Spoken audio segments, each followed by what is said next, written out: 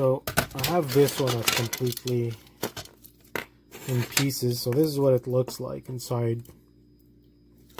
It's not much, bunch of plastic, nice long cable, no gold in the tip here. On the actual board, there's not too much.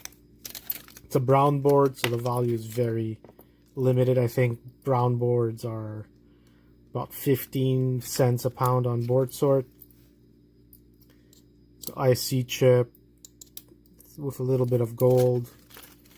And there's the cable here, which doesn't really detach. I kind of probably have to break it. But I don't think there's much to that either. Oh, there you go. So I ripped it off.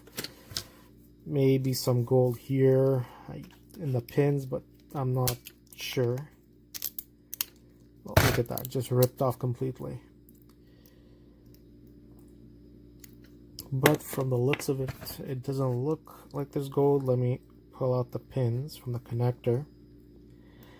At least one.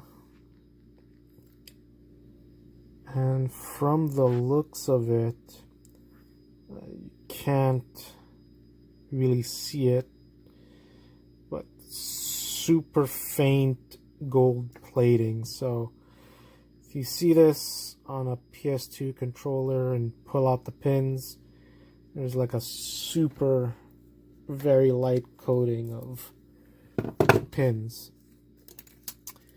You also have these guys here.